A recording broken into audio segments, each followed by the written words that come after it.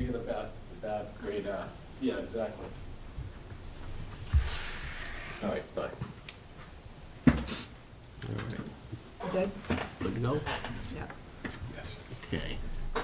Good evening and welcome to the Town of Littleton Select Board meeting for February 22nd, 2022. I'm just waiting for our chairman, Chuck DeCoste, to arrive, who's stuck in traffic. We have a brief executive session that we were going to go into first anyway, so what I will ask for then is a motion to enter into the executive session, after which time we will return to open session. I move that the Select Board vote to enter into executive session pursuant to Mass General Law, Chapter 30A, Section 21A, Clause 3, to discuss strategy with respect to litigation, executive session meeting minutes 5/12/14, and to convene an open session thereafter. Second. Okay, the motion's been made by Mr. Nordhaus, seconded by Ms. Napoli. All those in favor signify by saying aye. It requires a roll call vote, so Mr. Knox? All right. Mr. Nordhaus? Aye. Ms. Napoli? Aye. And Mr. Glavies and I. We'll be back shortly.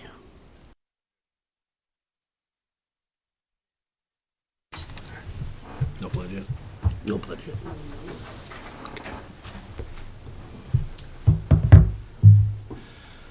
Welcome back, Littleton, to Select Board meeting for 2/22/22. As we do at every meeting, we'd like to open the meeting with the Pledge of Allegiance. Mr. Nordhaus, if you could lead us, please. I pledge allegiance to the flag of the United States of America and to the republic for which it stands, one nation, under God, indivisible, with liberty and justice for all. Thank you, Mr. Nordhaus. Okay, I'll quickly go over our agenda, and then we'll get things rolling. We just finished up with an executive session. We will be ending with an executive session as well. We will have reading of the mail by our town administrator, then we have department board updates and requests. We've got the town clerk, the police department, Elder and Human Services has a couple of items on the agenda. Parks, Rec, and Community Education is on the agenda, and Fire Chief Screening Committee will be giving us an update. We then have an opportunity for public input and members' updates. During the public input, if anybody does want to be heard, just ask that you get recognized by the chair, and then you come, once you're recognized by the chair, all comments will go through the chair, and you come to the podium, speak, to speak, and please give your name and your address, and limit comments to 2 minutes. The public input session will last about 10 minutes, if needed. Then at 7:15, we have a public hearing for the Department of Public Works to discuss transfer station fees at, on or about 7:45, depends on whether or not where we're at with the placing of the bets in the pool. But we have an update on the annual town meeting. We're going to review the town meeting calendar, and we also have a citizen's petition for a plastic bag ban proposal. Around about 8 o'clock, town administrator, assistant town administrator will have their updates to discuss a proposed Neshoba area police anti-crime task force for the police department. Also, the potential approval of public health coordinator job description, public health nurse job description, an MOA for the Board of Health staff, and potentially a 6-month extension for the Neshoba Associated Boards of Health. And then we will move on to approval of minutes of our February 7th meeting. And like I said before, we'll be getting into an executive session somewhere near 8:30 this evening. So, Mr. Town Administrator, Mr. Ansaldi, if you could take us away with the mail. Sure, thank you, Mr. Chair. There's two quick items. Xfinity sent over their 2020-21 service-related issues report. Apparently, they're doing a good job in town. I think there was only one complaint that was listed. And the second item is that we received notification that the alternate member on the Neshoba Valley Tech School Committee is up in May 31st, so we'll have Dawn work with Dorothy Malone from the superintendent's office, and we'll have to do a joint meeting with the town moderator and the school committee, probably one of their meetings where we would need just a quorum of this board to just join in to make that appointment before March 31st. The rest, It's Carl Melberg, correct? yeah. For reappointment. Yes. We need to confirm that he's interested Yeah, again. exactly. And Dorothy will send out all the notifications on that. And then, Mr. Chair, I'll just yield back the rest of the time to introduce, for you to introduce and the board to introduce the interim fire chief. Absolutely, thank you. So take this opportunity to introduce our interim fire chief to the community. We selected retired chief from Norwood, Mass. He's got a long resume, but most recently retired from Norwood, Massachusetts a few years ago. I'd like to bring forward Chief Michael Howard. And Chief, if you could just, say a few words about yourself and... Thank you, Mr. Chairman, and the rest of the members of the board, selectmen, town administrator, and assistant town administrator. Thank you for the opportunity to all of you to allow me to assist you over the next few weeks as your interim fire chief. I had a career that spanned more than 39 years. Started my career in Vermont. Spent more than 24 years in the state of New Hampshire as a career firefighter, and then went on to Norwood in 2004, and retired from Norwood in 2014. I had a little over 22 years as a fire chief experience, both in small combination as well as all career departments. I'm just happy to be here and can share with you that since my arrival last Thursday, the department's been very busy. Lieutenant and firefighters have done a phenomenal job. Today was Friday, and today have been more than a normal day. But I want to thank them for their all their work, and I'm just happy to be here. Thank you. Thanks very much, Chief. We're happy you're here too, Chief. Yeah, absolutely. And thank you, guys, for showing up and representing for our interim chief, and welcome aboard, and please reach out if there's anything Thank you. you need from us. Stop Thank you, at Chief. any time. Welcome aboard.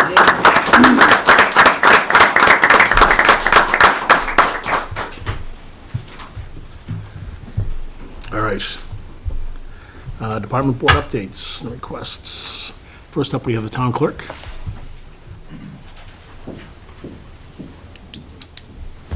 Welcome, Diane. Good evening. Thank you for having me. Tonight, we're basically going to go back to talking a little bit about the annual town report dedication. You should have in your packets the original list of all of the deaths from 2021, as well as a list of the 6 people that we have kind of brought it back to. We did add one, Dolores May. We did do little blurbs about the 6 people that we have chosen. Dolores May was added. She worked for the EHS as a volunteer in the senior tax, as well as in the senior tax program for the last 3 years. In addition, she volunteered and donated her hours to those in need. She would also just volunteer when someone was needed. She's professional in every count. She has a mother of 2 children. So she was added at the request of Sue Raymond. Quite often we get people that are, given by you as selectmen, as well as people from the outside. So Sue asked us to add her. She was put on the list after we had the meeting last time, so she was not on the original list. I'm not sure if you as select board members would like anyone added. I did not receive any names from you. The next name, Ronald Goddard. He raised and was educated in Littleton, veteran of the U.S. Air Force, member of Littleton Historical Commission for many years, school teacher, father of 7, including Littleton town moderator, Tim Goddard. Maureen DeCoste, volunteer for all 5 children in sports and arts alike. Supporter of select board member and husband Chuck when he's going to do the town's bidding. Always the cheerleader, listening and giving the best advice to friends and family. And of course, Frog. Bill Ewing, raised and educated in Littleton as well. Veteran of the U.S. Army, he enjoyed the employ of Littleton Electric and Light and Water Department, when later transferring to New England Telephone, father of 2 children. James Cummings, he moved to Littleton in 1955. He was the town building inspector for over 15 years and the father of 3 daughters. And Joseph Calentro, veteran of the U.S. Navy, served on the PMBC. He was best known for his position on the PMBC and his hands in the building of Littleton's schools, fire department, and police department. And he was the father of 5. Those are the 6 members that we have chosen for this year. I'm not sure, as I said earlier, if anybody on the select board have any other names that they wanted added.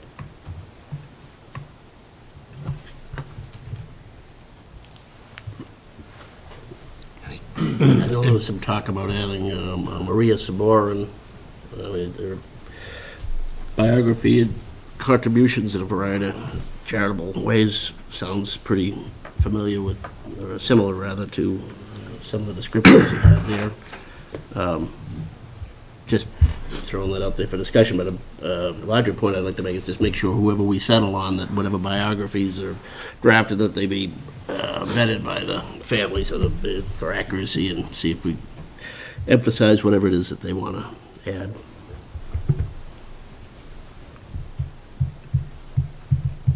Yeah, Mrs. Saborin was the only one that I was thinking. Personally. Just as a recommendation, Mr. Chair, I know the board is still considering others. If you want a little bit more time to think and go through this, and then maybe the board can individually email me their selections, and then I can report back at another meeting. That's at the pleasure of the board. Fine with me? Yeah, that's fine. That sounds Do we great. want to, I mean, would we typically have 3 or 5, or?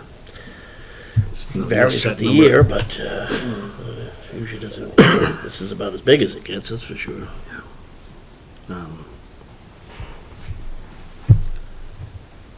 Whatever the pleasure of the board is. I think that's a great idea. Do we want to settle on a number, or do we want to just? You really can't set a number, that's. Okay. There may be others that you think of when you're going through that list all the Right. time, and I think it's the best way to move forward. Okay.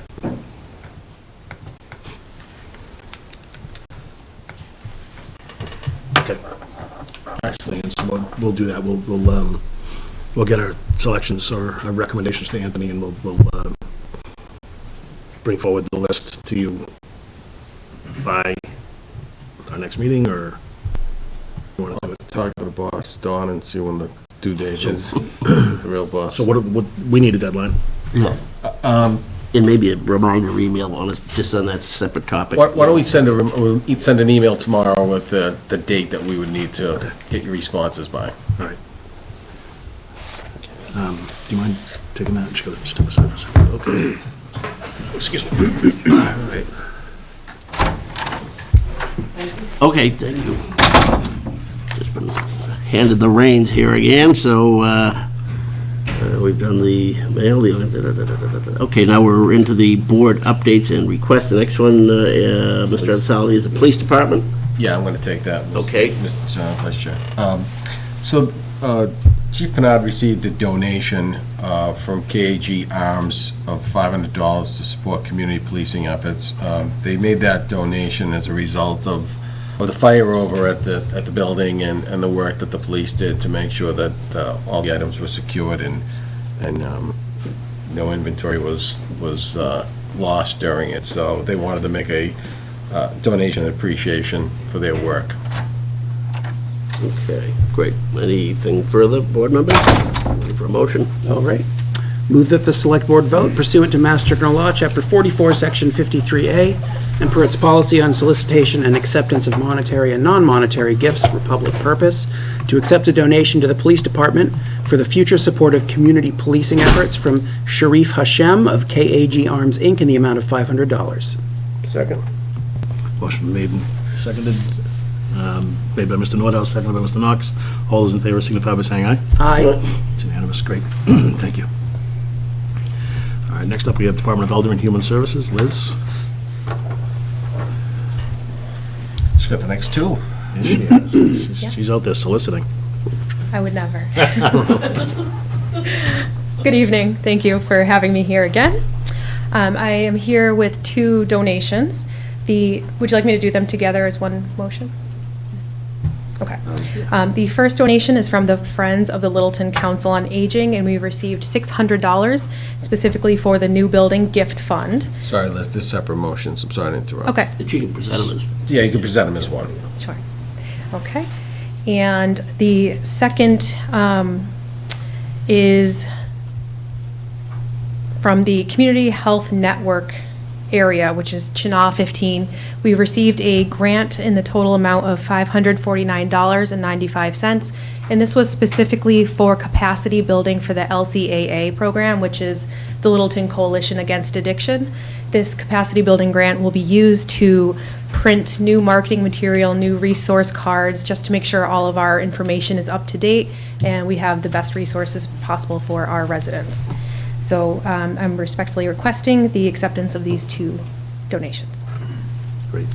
Thanks, Liz, appreciate it. And again, appreciate all the charity that comes forth, not just your department, to all our departments. Absolutely. As That's we've witnessed from wonderful. the donation of the police department, and there's been grants for the fire department, and any number of opportunities to donate, and people take advantage of it, and we really do appreciate it. It definitely makes our community that much better. All right. Mr. Clerk? Move that the Select Board vote pursuant to Mass General Law, Chapter 44, Section 53A, and per its policy on solicitation and acceptance of monetary and non-monetary gifts for public purpose, to accept donations to the Department of Elder and Human Services for the new building gift fund from the Friends of the Council on Aging in the amount of $600. Second. Motion made by Ms. Nono, second by Mr. Glavy. All those in favor signify by saying aye. Aye. It's unanimous, great, thank you. I move that the Select Board vote pursuant to Policy 17, approval of grant agreements, to accept a capacity building grant in the amount of $549.95 from Community Health Network Area, Chinah 15, which will be used for the development and printing of marketing material and resource enhancement for the Littleton Coalition Against Addiction, LCAA. Second. Motion made and seconded, made by Mr. Nordhaus, seconded by Mr. Knox. All those in favor signify by saying aye. Aye. Aye, it's unanimous, great, thank you again. Liz, it's great. Thank you very much. Thanks. I forgot to credit Nicole Sarvella, our Assistant Director, for that Chinah 15 grant. Yay. But this is all her doing. Awesome. Great, thank you. Keep up the great work, thank you. All right, next up, we have Park, Recs, Community Education.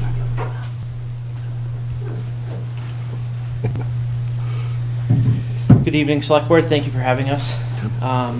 So tonight, we're just here to share a really, really exciting opportunity that's coming to the town of Littleton. Littleton Public Schools, Park and Rec, and the Human Services Department have observed and experienced firsthand how the pandemic has affected our children and families. The Littleton School Department reached out to see how we could partner and make a positive impact, specifically with our K-8 students who are struggling to get back to a pre-pandemic normal. So as we were thinking through this, one name popped into our head, and if your kids have been to Camp T, most of them will know exactly who he is. So Brett Kunis is an educator, professional personality, and life coach for kids. So Uch, as the kids affectionately call him, specializes in quickly and deeply connecting with children on a level rarely assessed by his peers. His programs cater to elementary and middle school students and focus on making positive life choices for a healthy state of mind and spirit. This will be the first time ever that the shows are going to be offered in series, and that parent participation is allowed and required. With the help of LCTV, we created promos for each show, and we just wanted to start off by showing you the first promo that we put up.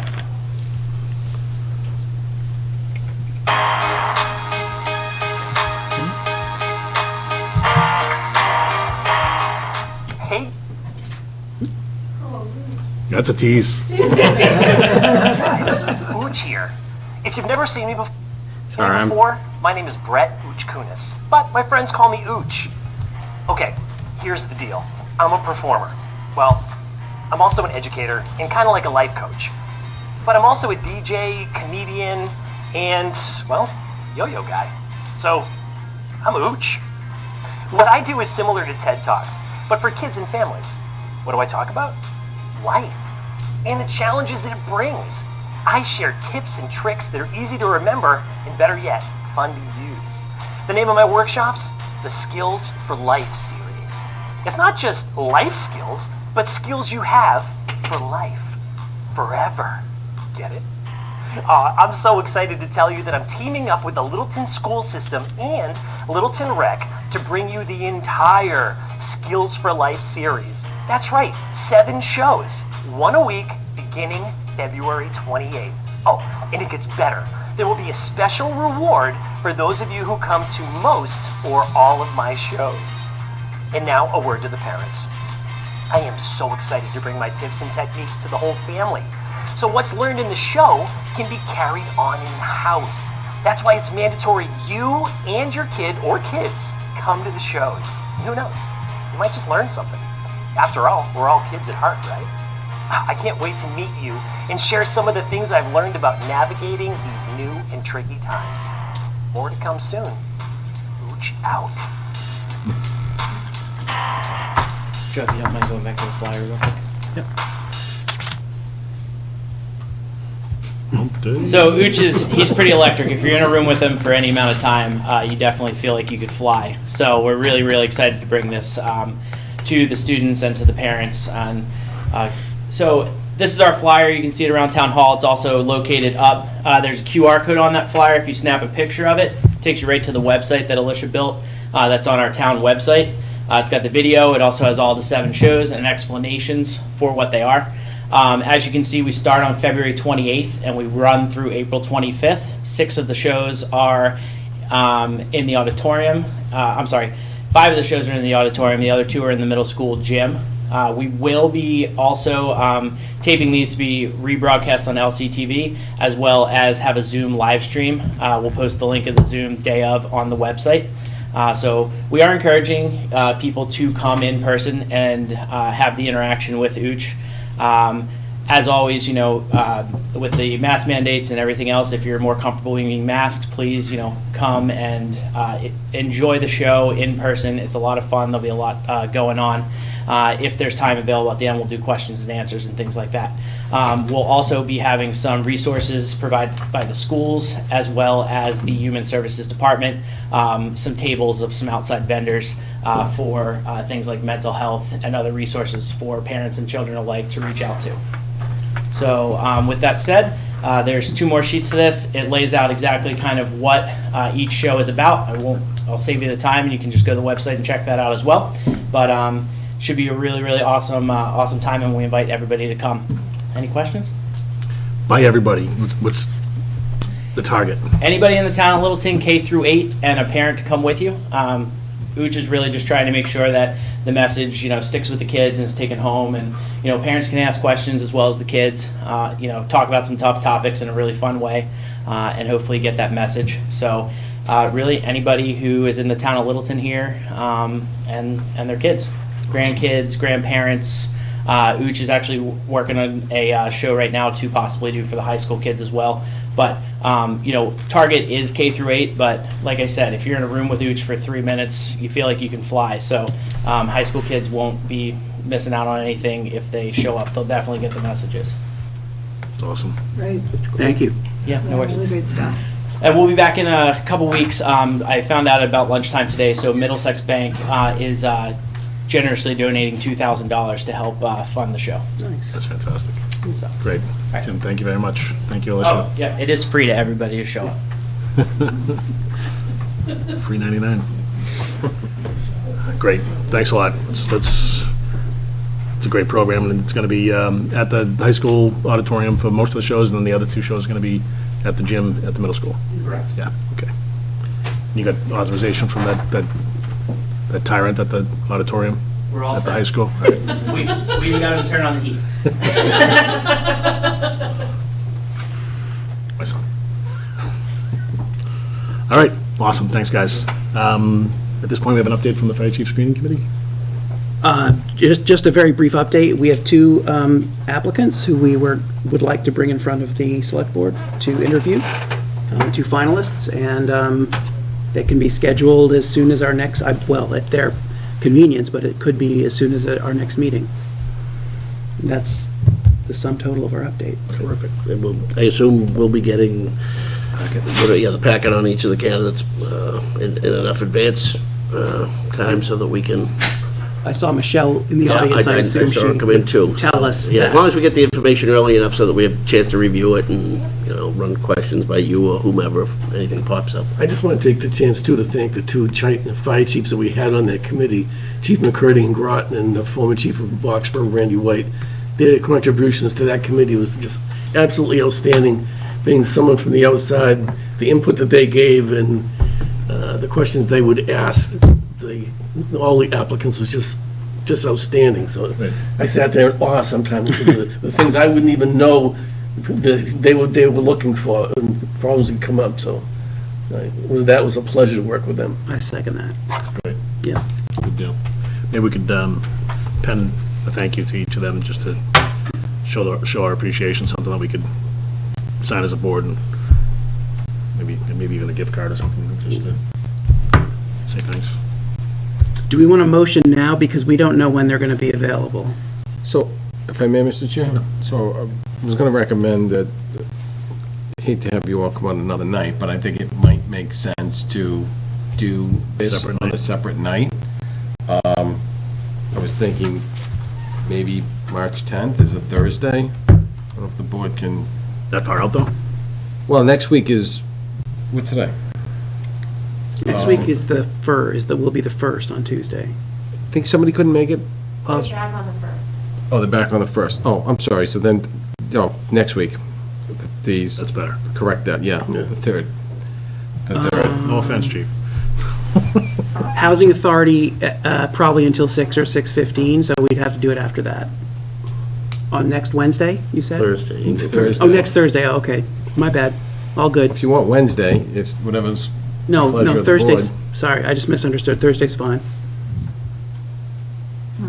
That'd be the 3rd. Thursday, March 3rd. Either one, whatever the pleasure of the board and the time. You want to shoot for 6:30 again, or?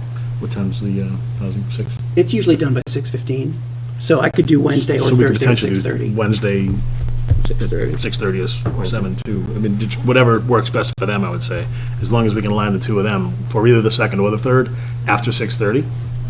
Yep. Okay. Gives a little bit of flexibility for them. Sure, Michelle, go ahead. Can I ask you a question? So, do you want to come up with questions on your own, or would you like me to compile some that were kind of left over, and you combine your own with those? Maybe if you give us some suggested questions, versus what is your We spirit? just went through that exercise with the DPW committee, and it worked well. I mean, you had the freedom to follow up as you see fit, but it keeps a continuity for the candidates. And Michelle's been involved in the whole process and seen what questions have been asked too, so she might be able to direct some questions to us that, Once again, the sooner we see the draft questions, Yeah. the better too, just so we can see if there's any areas that aren't being covered that we might want to see covered, that sort of thing. so you concur? Yeah, that's good. Get some homework, Michelle. Love homework. All right, so we're gonna keep the 2nd and the 3rd open, and you're gonna, whatever works for both of them, would rather do it all in one night, or both of them in one night, and then we can have, So depending on Deliberation. their schedule, you're fine with either date, the 2nd or the 3rd? everybody's okay with that? Yep. All right, so Michelle will follow up with them. All right, so we'll follow up with an email to the board with. Somebody's gonna have to call my mother and tell her I'm not going to visit her in Florida next week. Were you I'm not going doing to? it. Oh, sure, make us the bad guy. Yeah. I was gonna have Joe do it, so. Yeah. You're gonna have Joe visit his mom? I don't understand why that. No, well, She's a lot of fun. it's just a good move by you. Oh, boy. I open that can. Yep. All right, so 3-2 or 3-3? Great. Thank you, guys. Appreciate all the time and effort you put into that as well. You guys are singing the praises of the 6:30. Chiefs, but there's others involved, and Yeah. very much appreciate all the work. Michelle worked really hard on this. Did we Well, say, that's a job. If it's the Thursday, I think, well, if it's the Wednesday, Matthew needed that. Right. Mr. Chair, if I could, Oh, please. I don't know if you want to release their names now, the two candidates. I will leave it up to the board. They do know their names are becoming public. So it's completely I- to the board if you want to. I mean, I think once the meeting is posted and the package goes out, that's soon enough. Just from, I think anonymity, for as long as anonymity can stay anonymity. It's a lot of anonymities. That's my opinion. I don't share that rationale for it, but I have a different reason for supporting the same conclusion. I don't know, I think at this point, the anonymity is doesn't know. Yeah. But there's always the chance you could go make your calls and find out what I'm saying. Well, I just took another job somewhere else and I'm gone, in which case we're facing a different situation. And, maybe we want to at least confirm until they're in, as you were saying. Okay. Yeah. That's exactly what I was saying. Do we agree? Yes, different reasons, but we agree. Okay. Fine. All right. So just Thank you. until the packet's posted, I'd say, let's hold on. That's a good way to get it out there. All right, we're good with that? Put that to bed? No motions needed? Yeet. All right, we've got opportunity for public input and member updates. Anybody want to be heard for public input? Good, okay. Guys, again, thanks for coming, supporting Thank the you. chief. Stay safe.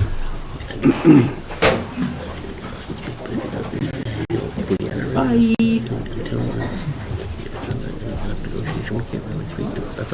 Yeah, that's fine. His son knows the owner, so. Yeah, I remember them. I remember when they were in town too, but they've been gone for 40 years. He pitched for him, championship game. I did reach out to him, he's like, Okay. what's up? All right, so we have we're ahead of schedule on Saturday. Where was your money? Yeah, what are we about this, Oh, kid? you just jinxed us. I'm all for beating some records here tonight. All right, so 7:15, we have a public hearing, so we can't open that until 7:15 as far as the transfer station is concerned. So, sorry, Ashley. She's still back there, okay. Move on to 6A. Board okay with that? Going on to annual town meeting? Yeah, board member update. Oh, yeah, I'm sorry, public input. I mean, member updates. Can we make that last 15 minutes? Joe? Well, I'll sit. Gonna be tough the last 15 minutes. If each of us uses 3 minutes, we're good. Well, you know what my bet was, so it's... I know where your money was, Sandbagging. Mr. Noel. I'll just do a very slow update. I don't have any, just lots of meetings this week and yeah, that's all. Thank you. Cindy? I don't have anything. There's a conspiracy I know. theory here. You gotta go with something, right? I've got something. Okay, good.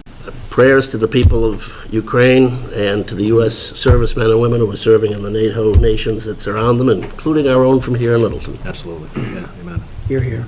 Good thought. Yep, absolutely. Great thought. Well, let's end on that. All right, so can we go on to 6A? We want to do public? What's that? Public? We did. Oh, He started with that. I'm sorry. All that yawning. I know, right? All right, so insertion of articles, 6A. Mr. Consaldi? Yeah, so Joe's going to review the calendar. Joe's been working diligently on the calendar and then also Timeline. putting up the draft articles that we've been working on. So at the last meeting, when we opened up the warrant, identified this calendar as far as really meeting the various statutory requirements as well as from our own policies and logistics as far as getting the town meeting report to the printer and delivered to residents of Littleton. Town, as far as articles, had provided for the board just a list as far as articles that we're working on right now. We have scheduled tomorrow a call with town council to talk about town Everybody's a little meeting. punchy here tonight. And finalize some of the language so that we can start at the next meeting inserting them into the warrant. At least right now, knock on whatever kind of wood we have right here. We've had such large town meetings, both in the fall and in the previous annual, that at least we're looking at less articles. We've taken care of a lot and are currently working on implementing some of those that were approved both in the fall as well as annual town meeting last year.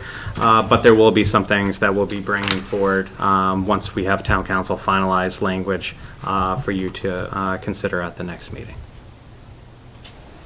Excellent. I would still leave some space open, sorry, Cindy, for the opportunity to insert some, whether it be policy articles or some of the stuff that we talked about as far as cleanup stuff that has to be done. Yeah, I was just gonna ask Okay. about, Yeah. great. Good, Cindy. Yeah, keep reminding us as those deadlines approach, you know. We all work best on deadline. And when, for example, bills of prior years will have all of the amounts and so forth when we put them into the, okay, that's what I figured. But Yeah, that's what I was gonna say. I thought it would make sense. Okay, thank you.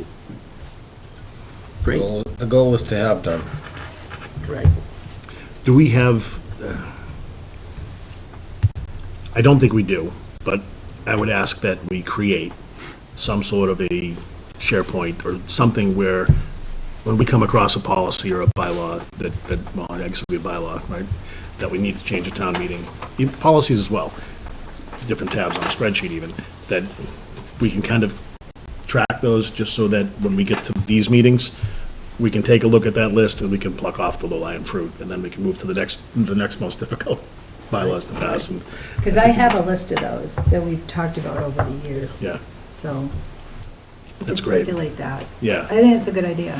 Yeah. And just have it going forward, Google have Doc or it be a something like working that. document. Exactly, Yeah. Google Drive. Yeah, Yeah. yeah. Yeah, whacking it in pieces is the no-brainer, so it's the way to go. But I think going forward, just the way we keep finding ourselves behind the eight ball here, it's just we have to have a structure in place, a better one that Right. allows us to update quarterly, annually, Right. whatever it is, and account for, people at this table coming and going, so Yeah. it's a living Yeah. process beyond, somebody who is invested in it. Right. If they leave the board and then, their institutional memory goes, Right. or an administrative position or whatever, it's like, you don't want to, it's going to be, and that doesn't just apply to the rules and regs, but I think that's just a challenge throughout Yeah, all I the agree, administration of right. town government. It's getting tougher and tougher Yeah. to just keep on, make a commitment to do some sort of reporting monthly, and then after a couple of months, somebody's out sick, and then you lose track of it, and it's gone, those kind of things. Yeah. And nobody's at fault particularly, but all of us are if we don't Right. tackle We it. do Anyway. like keep it at the teams or forefront. Microsoft Yeah, Teams or it's a something. process thing. Yeah. Maybe that could even be, if we're looking, if we still haven't identified a speaker for our retreat, is maybe, I would suggest that's a challenge that covers all the issues, really, is just how to stay on time, on track as far as updating and keeping regular, all those things that we, claim to live by and have a tough time keeping track of. Yeah. Yeah, Dawn is working on something similar to that, Paul, as far as keeping track of, what comes up at different parts of the year that we have to be mindful of. So, and that's right after the elections, it's supposed to be the policy reviews and appointments and all, just all the stuff, just to have that blueprint, timeline, something that somebody can pick up and run with. And yeah, we could, the Google Drive, I think, would be easy enough to set up. Okay, well, this is, didn't mean to get too far off track, but somewhat relevant. Yeah, it is. Okay, sorry, just taking some notes. So this is my problem, is I'll take the notes and write down, we need to change this policy, need to change that bylaw, but I never take this note and memorialize it somewhere else that's shared with all of you, so I apologize for that. Okay, sorry. So we don't need to take any action on No. placement or Not, calendar. as you already addressed it, unless any member sees anything that's not on there that they think should be on there, and the door's not closing on that tonight either. Yeah. Thoughts? No? We good? Okay. As far as the citizens petition is concerned, that's not a time specific, right? The students on here, I think they planned on coming to speak to the board, so. So let's table that until they get here. You want to get into some of the town, the updates? Sure. I wanted about the bag ban, not, Okay. Yeah. Let's wait until they're there. yeah, I want to talk to them about it. Yeah, great. Thank you. Yep. All right, 7A? 7A, so Chief Panad is working with area chiefs to create like a mutual aid for detectives. So the person that's drawing that up is KP Law, who seems to be counsel to a lot of municipalities. So when they represent multiple municipalities like that, they have to do what's called a letter of consent of multiple representation. So, and that's what it is they're representing most of those communities. Specific to this issue. Specific to this issue. So it's kind of a disclosure statement that we would need to just sign the letter, or I think it's a letter in the package, Joe, that you'd have to just sign and just consent. Of course, the IMA that the chief does negotiate would come back to the board for review, so you'll have an opportunity, and we still could have our town council review it as well, but Where was Darren from, Darren Klein? KP. Yeah, that's what I thought. So we must already have an agreement with them on something else anyway, right? Labor. They're our labor council. Labor Council, right. Right. I mean, I assume Chief Pinard will present us the memorandum with his reasoning for doing it He will. when he presents. Yes, Okay. he will. He will. You know, just, and I'm sure he'll get deeper into it, Matthew, but really, there's different cases that come up where, you know, our two detectives aren't able to do the surveillance that's necessary. So that's when they would reach out to neighboring communities to tap into their resources for detectives to help us out in that situation.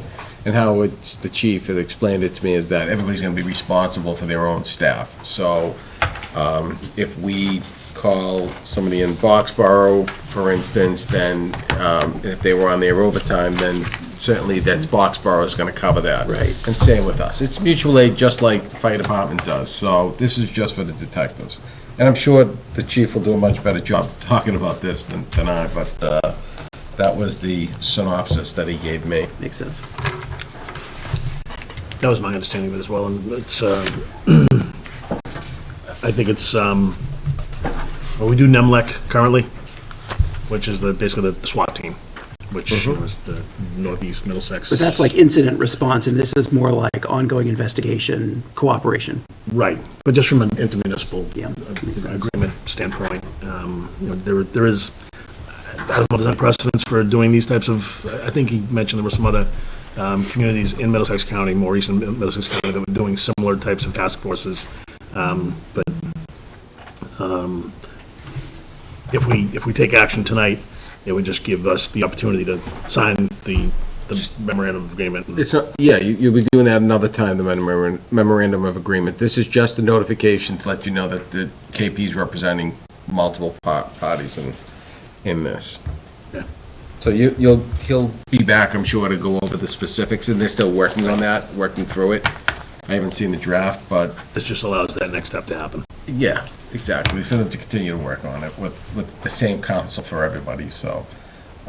You know, and IMAs are not something new. Obviously, we have two that we have, LCTV and the K-9 officer.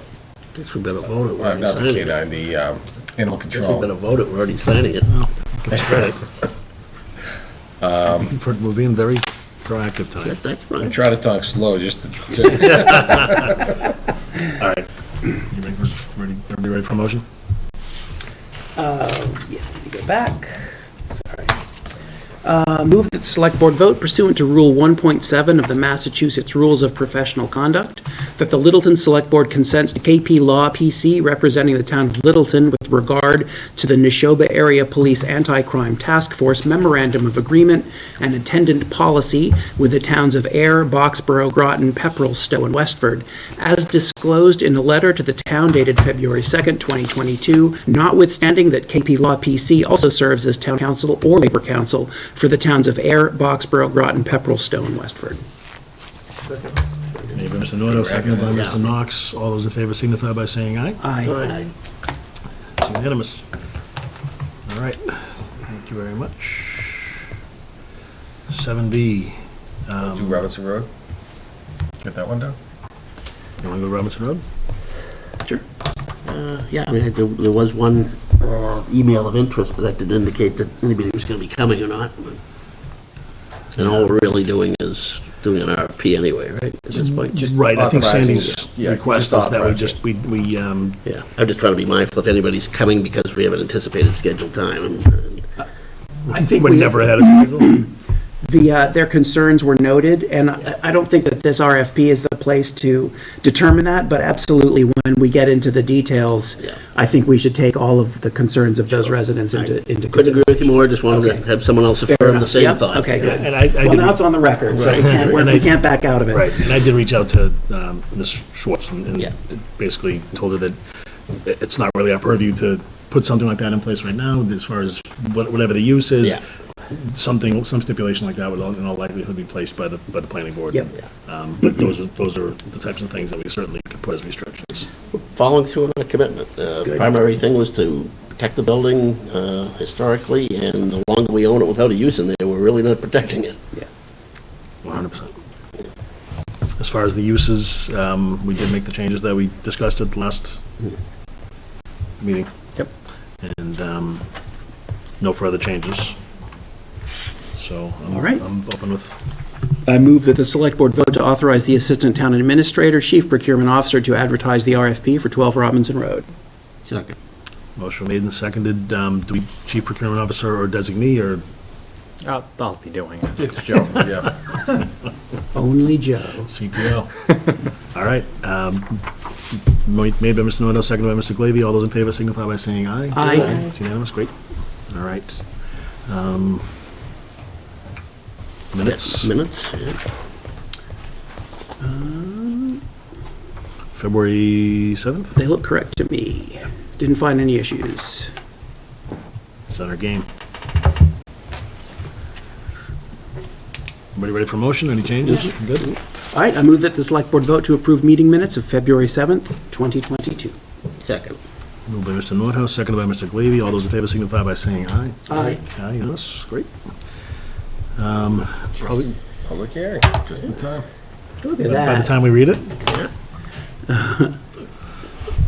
Just scroll back, all Exactly. the way back. Way back.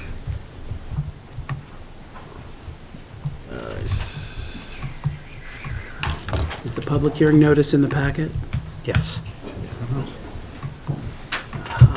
It's before the town meeting stuff. Yeah. Okay. Good evening. 1 second. Yeah, hang on one second, Ashley, thank you.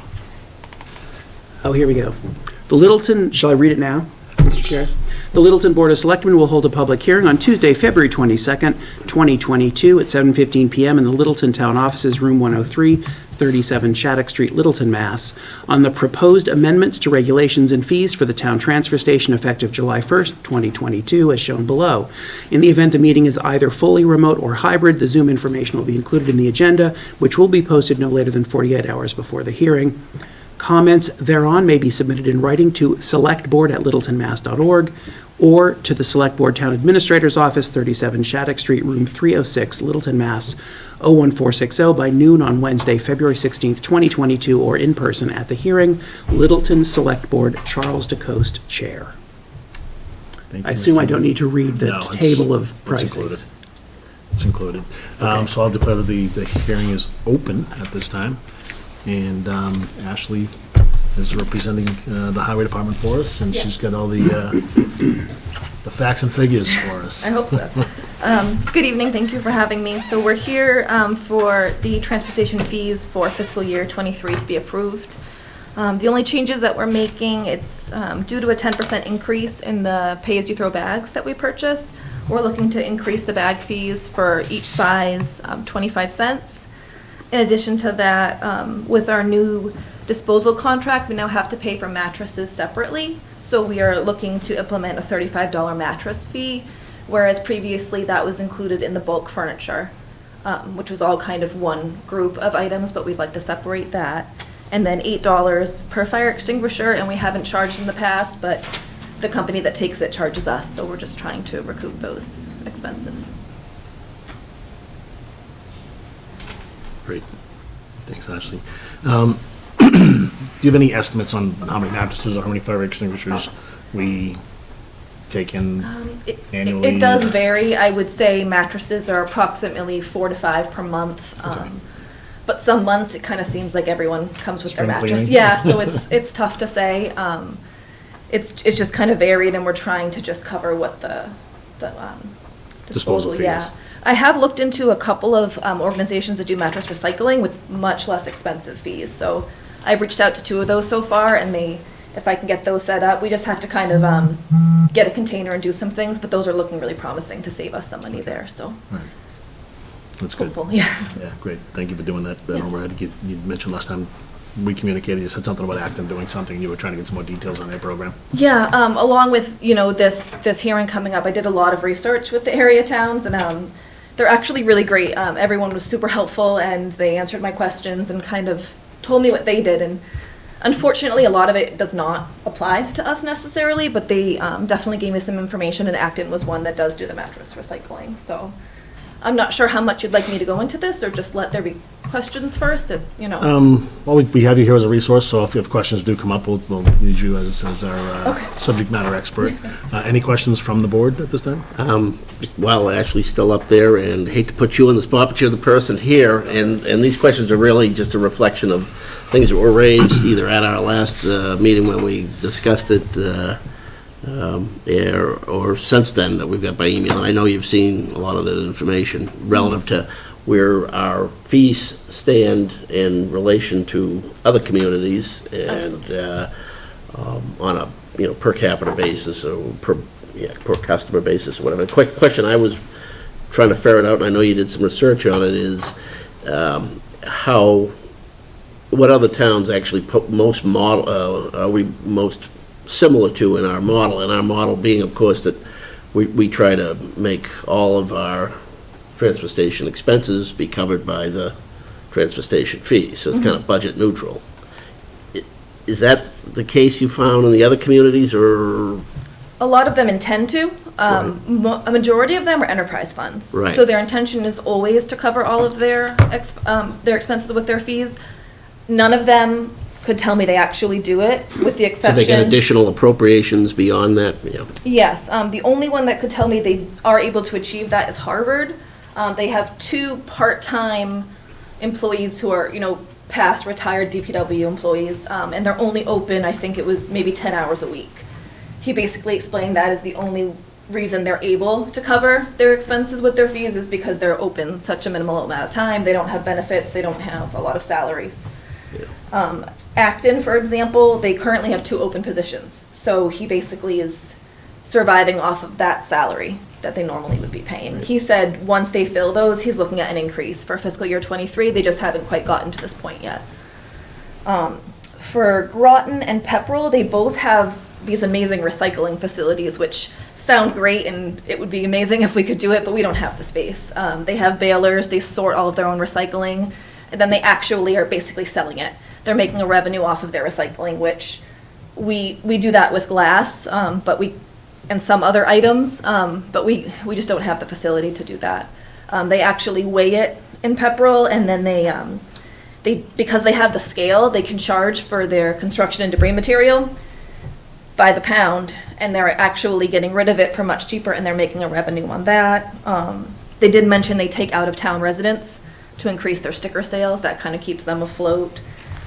And then the other towns, like I said, I spoke with Air, and they have to ask for additional funds every town meeting. They have never been able to just cover it with their fees. Great, terrific. I didn't expect you'd find one neat answer, but I'm impressed by the amount of effort you put in getting all that information. Yeah, I want to cover all the bases. Yeah, and I realize it's legitimate, it's always legitimate questions about fees we're charging, but want to make sure we're comparing apples to apples, and it's difficult to do in this. That's kind of what I found, is that it's really, you can't compare them because we're all so different. We have some similarities, but at the end of the day, there was enough differences where it just, if we want to continue to cover our expenses with our fees, then this would just be what we would have to do. I don't know what other options there would necessarily be, but it was really eye-opening, and it was a bit of work, but I appreciate the experience because now I fully understand, what everyone's doing and what we could do to improve. Yeah, terrific. Thank you. That's great. Yeah. Thanks, Ashley. Any other questions? I have a question. So you mentioned one of the reasons, or maybe not the only one, for us to not do our own recycling is space, but there's no reason that the transfer station has to be next to the old landfill, right? I mean, it's a bunch of containers. We could put it anywhere we wanted. Theoretically. I guess, I assume so, depending on, I don't know what the cost of that would be. I don't know if we even, I think a lot of things would have to change. Yeah. Staff-wise, we have, they're part of the union, so we have the 2 staff members. I don't know how many people they use for those types of programs, so I guess I wouldn't know exactly if that would be possible, but certainly right now the space would be the issue. And I assume that equipment would be a huge capital outlay as well. Yes, but it's if incredibly it's expensive. okay. Yeah, the scale, the balers, they have multiple balers at Yeah. these places, so very expensive to get to that point where they are. Glass crusher, I know Chris looked at that at one point too. Yeah, he mentioned that incredibly expensive as well. So I think you could do like one thing, but that wouldn't. I don't know that it would make enough revenue. Move the needle. To be worth it. Yeah. And then you mentioned that the bags themselves are going up or have gone up. Is that something that's happened over several years and you're just now, like basically you've absorbed it until now, or did they go up 10% in 1 year? They went up 10% this year. I believe it's just kind of everything has gone up, and I think there's no exception for them. Yeah. Can you imagine trying to move the transfer station to another location in town? I think we just put new containers in the new location and let the old ones empty out. How hard could it be? That's a joke. Depends on whose backyard. The answer is we're very, going very to. hard. Well, the highway department has I've been back there with the Boy Scout trailer. They have a huge collection of space and buildings back there. I bet there's room for a transfer station. And they probably have they probably have a scale too, right? I bet that would go big with that neighborhood. Fair enough.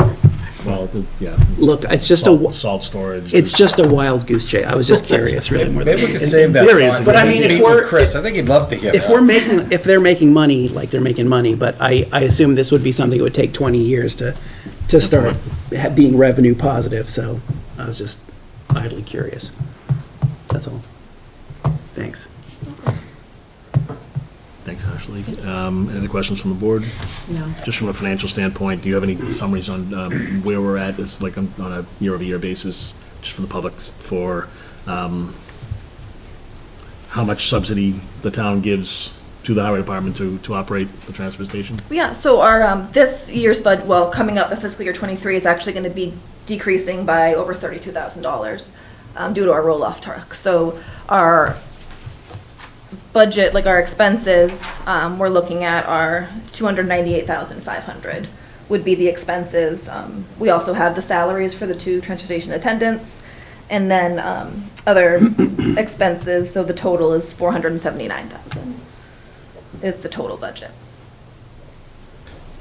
Chuck, to further answer your question, there is the subsidy, because with that roll-off truck and the staff, that doesn't get factored into the cost of the transfer fees. So that is a subsidy that that the drivers have to do that. So keep that in mind, and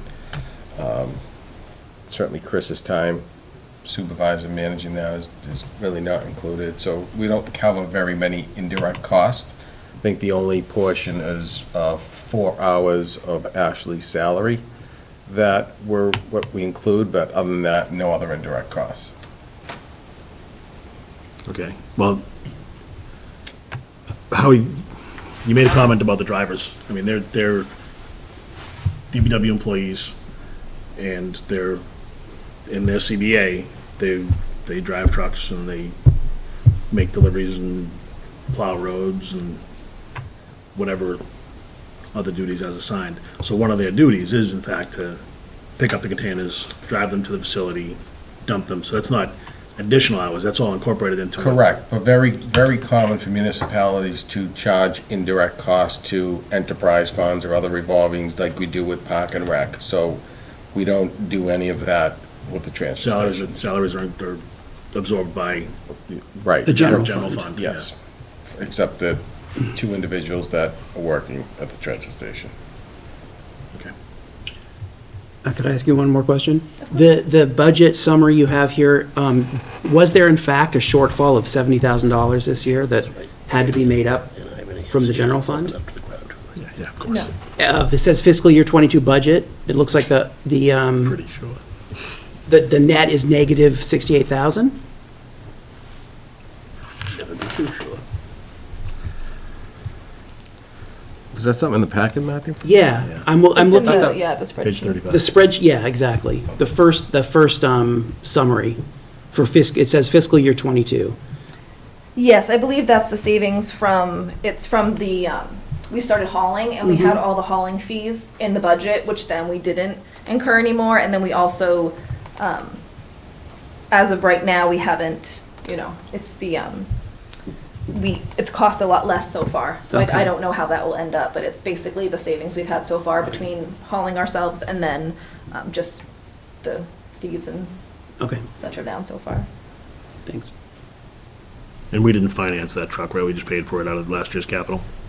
So like 125 or something like that for that roll-off truck. Yeah, I believe so. And Yeah, it was I'm just the- looking at that was that extra trash may have been charged off to the CARES funding. I know that during the pandemic, there was a lot more people home that were creating a lot more trash, so even when I was in my last community, I charged off the extra the extra fees to CARES, because it was clearly, it was higher because people were home. So I'm assuming that any amount for FY '21, I'd be willing to bet that Chris got that covered through the CARES Act. I wasn't here, but I think it's a good yes. Okay. All right, and that, okay. All right. Just be on Won't go anywhere. notice. I think we do have some folks that have some input. Just ask that you come to the microphone, identify yourself and your address. Chris said yes, I was right, so. Is he home watching? He's in He's Florida. He's in Florida. Yeah, but he is watching. What? He never got grilled as much as you just got grilled, and you did a wonderful job. So I don't know what to ascribe it to, but apparently he knows. Good evening. Ivan Pagasic, Whitcomb Ave.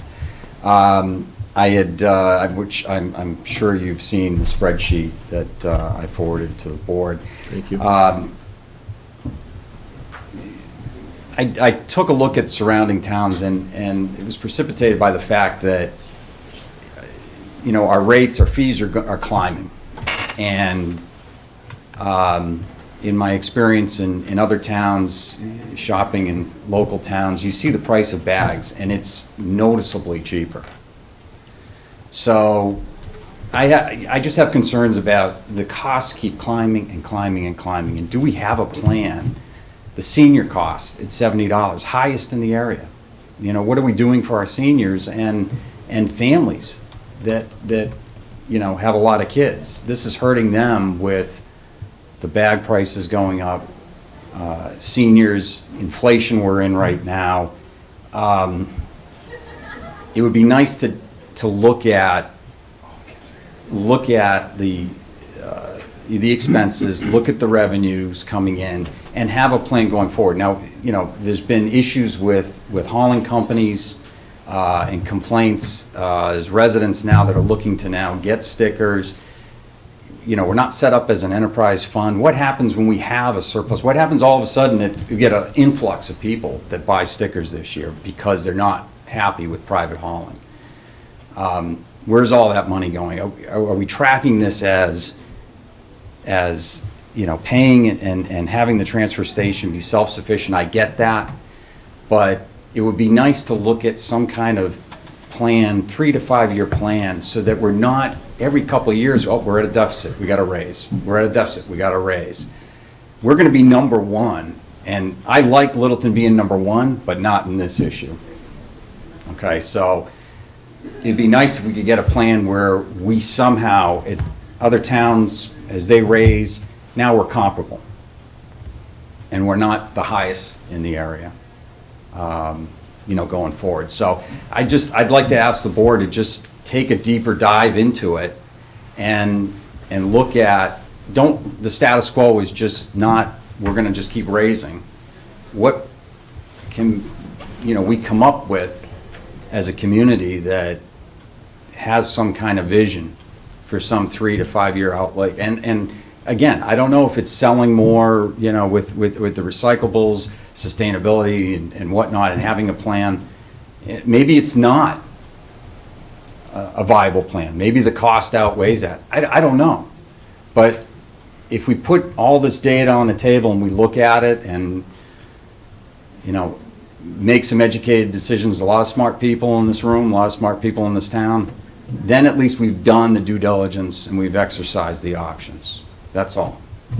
Thank you.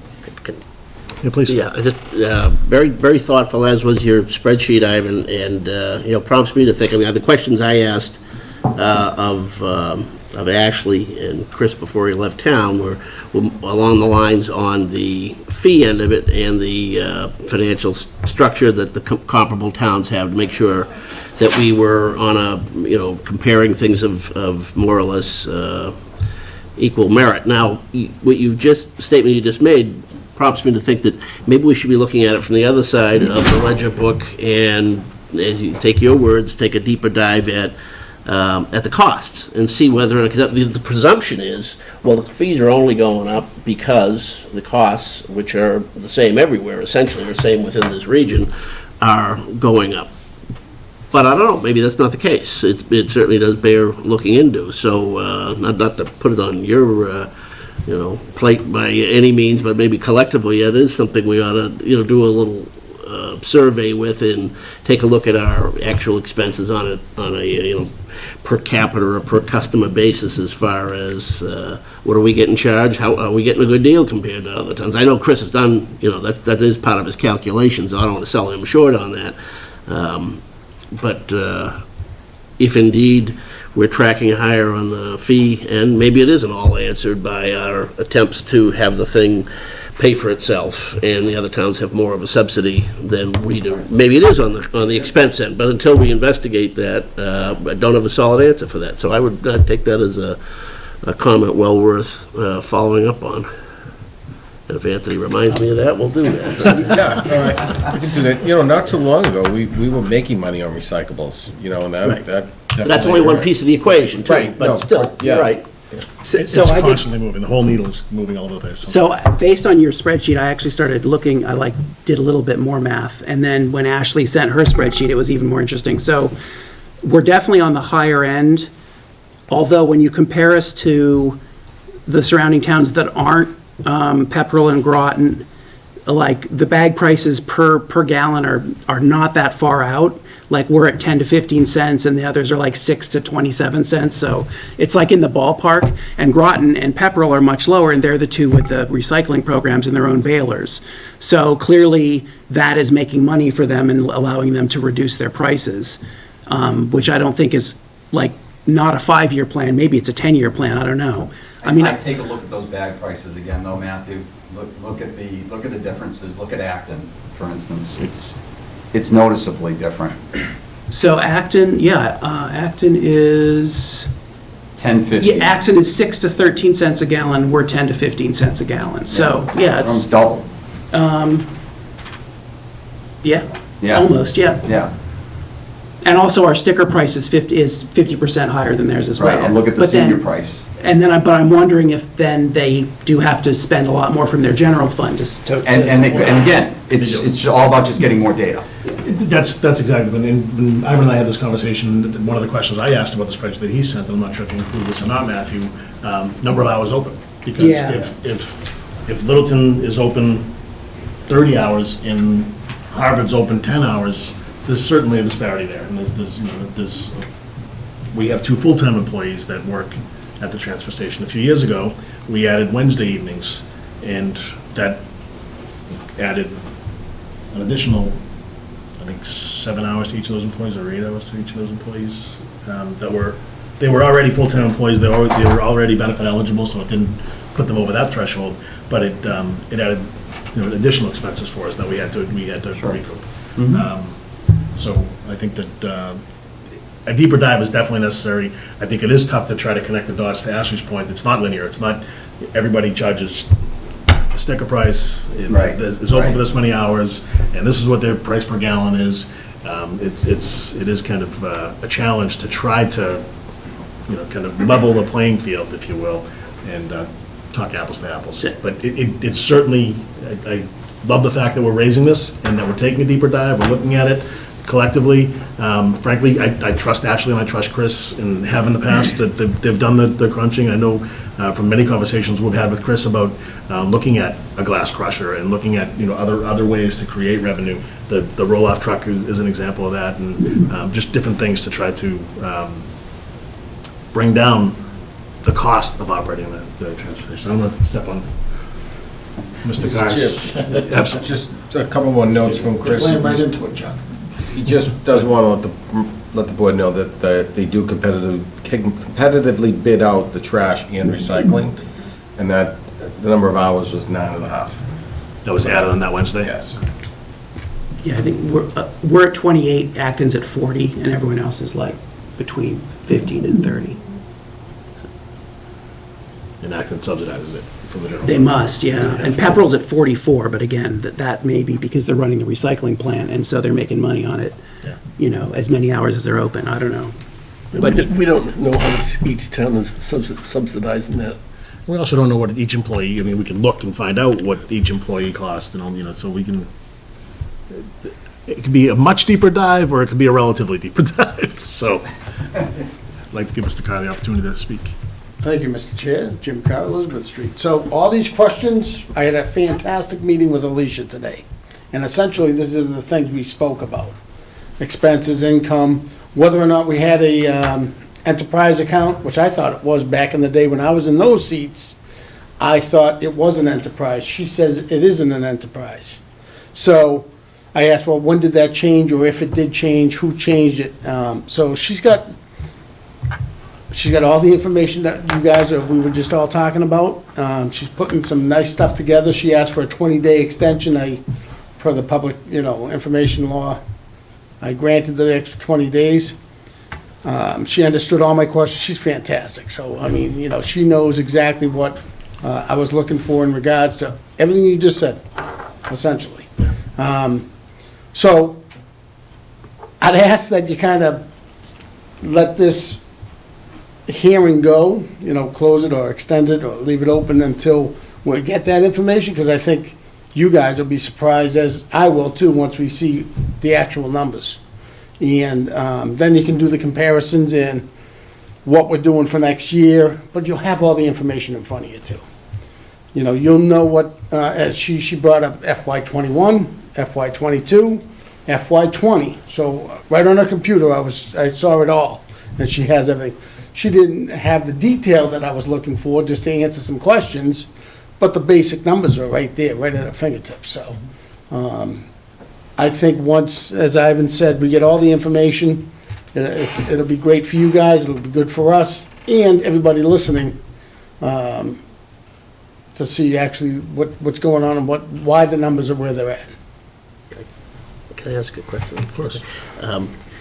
Just to follow up on the suggestion Jim made, if we were to, we could continue to a time certain, the open hearing, but I'm just wondering, I know that our, why we usually do it this time of year is so that we can go ahead and start selling the bags and. Plus it factors into the budget, so you are going to be. Right, does factor in the budget too. Well, it runs on a fiscal year. I'm just trying to say how much. July 1 is your fiscal year start. Well, town meeting, we need to get town our. meeting, Right, yeah. Right. But I'm just saying, if we were to. Warrant closes. Right. What's our next, Well, the 14th. Would any harm be done in continuing it until then, just to get this information? Alicia's supposed to be getting us something? She's working on it, You yeah. aware of Yeah, that? Oh, she's no, working on it. I'm not, a little bit. So an enterprise fund doesn't work unless it's completely I was gonna say, self-sufficient. there's nothing magic to, that doesn't make Yeah. the money go away. I mean, No, no, right. we've had, as you well know, not our departments, but, you know as a resident, I mean, you can have an enterprise fund and then they go, they get underwater too, so that's. It was just different to hear, I had thought back in the day, that's a. I don't think it was. I mean, we just more or less structured it financially like an enterprise fund, but it's never been an enterprise fund. And I- Self-sufficient, but wasn't an enterprise. Exactly. Right, so any town meeting could take that away. Yeah, so whatever it is. It was just a question that I asked. Good question. Yeah.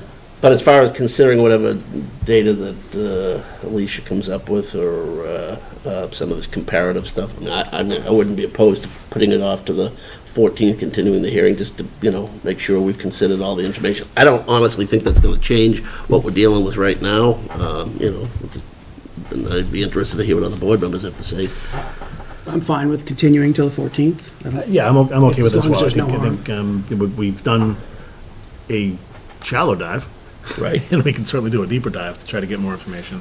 One of the things I throw out there, I think, Ivan, we were having a conversation about this, and looking at some of the other communities and the effort they make to soften the blow for the seniors.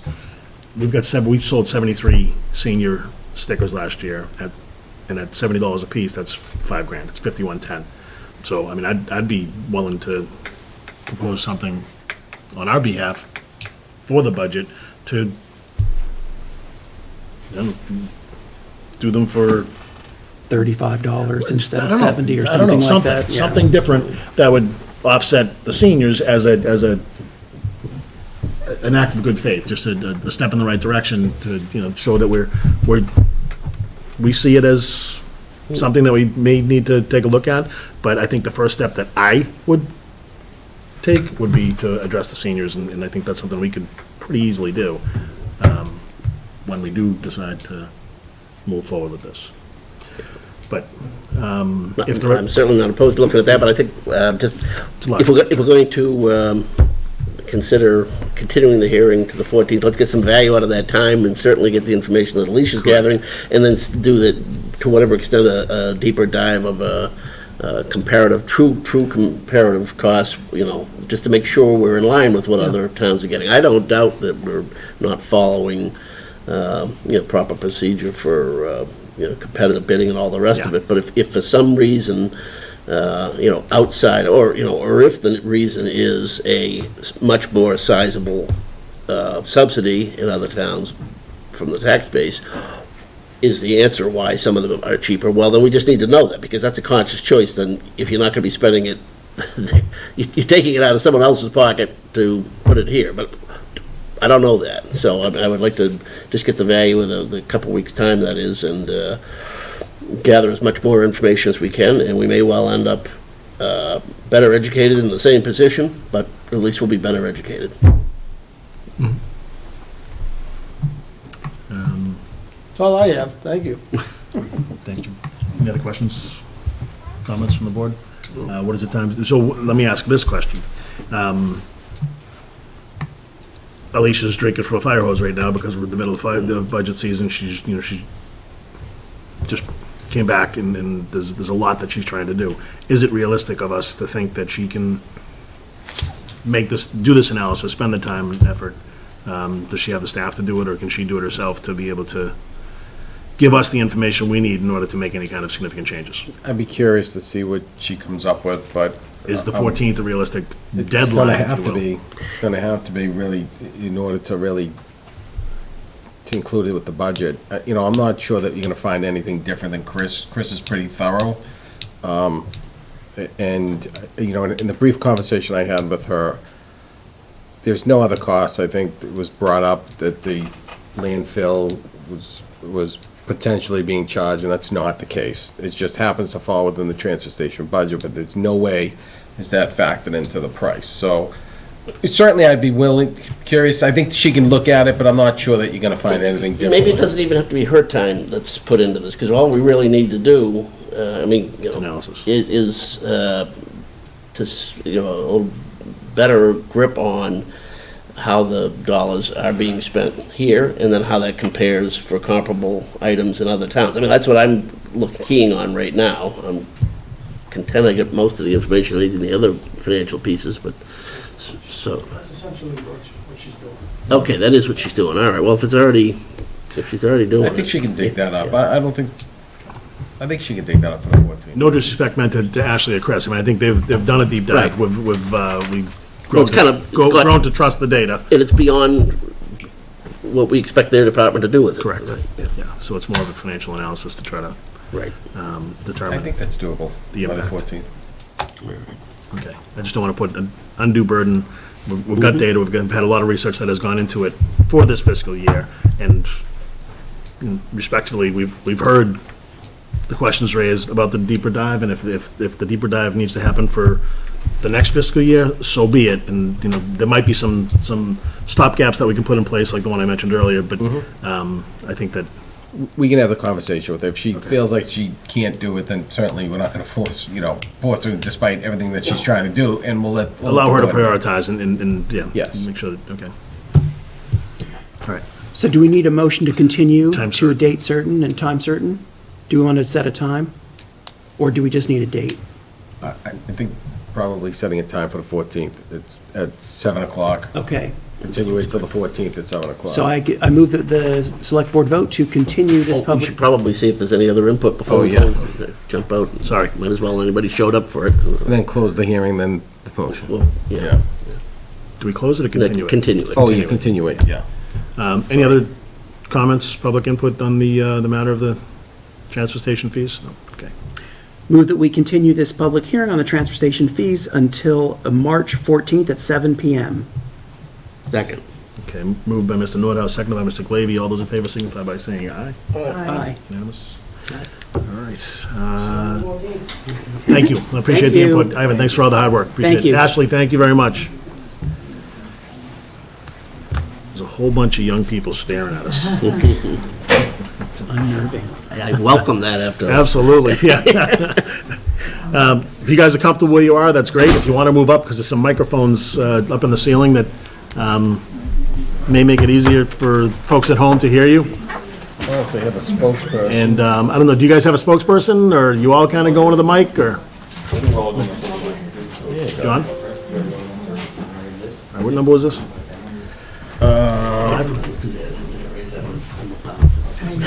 Yeah, I know. We're gonna end up in the same place. Oh, that's fine. All right, so what we, so just for the folks at home, I'll kick you off, guys. We have a citizen's petition that is being proposed to go onto the town meeting warrant. And these young folks are bringing it forward, and just give you guys the opportunity to tell us who you are. And you guys are all from Littleton High School? Yeah. Awesome. Like the basketball team. And what it is that you're looking to do? Just introduce yourself, John. Okay. I'm John Feltus. I go to Littleton High School. Is that enough? Yeah, I think that's enough. I don't want to be accused of making kids give their address. So. I can. No, I don't want you to. Okay. I know where you live. True. So I'm just going to start off. As a part of the environmental club, we're always looking for ways to create a better and healthier environment for us and future generations. One of the simplest ways to do this and be environmentally conscious is to use more reusable resources and instead of disposable ones. And a great way to do this would be to not use plastic bags. Good. Yeah, okay. So obviously we're all here because... Just introduce yourself. Oh, sorry. I'm Maureen Kulkarni. I'm a junior at Littleton High School. And we're all part of the environmental club, just in case that wasn't clear. So we're all here because we want to make a difference. We want to make an impact in the environment. So obviously there's a lot of environmental issues going on right now, and especially with the use of plastic bags and plastic bags causing environmental issues and climate change. So there's some really powerful statistics that can show this. So for example, 1 trillion plastic bags are used a year worldwide.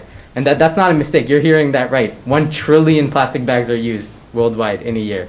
Of those trillion plastic bags, 1 million plastic bags are thrown away every minute. And most of those bags that are thrown away end up in landfills or oceans or waterways where they continue to pollute and damage the environment. Now, recycling is an option, but only 1 to 3% of plastic bags are actually recycled, so most of them are thrown away. So recycling doesn't really work.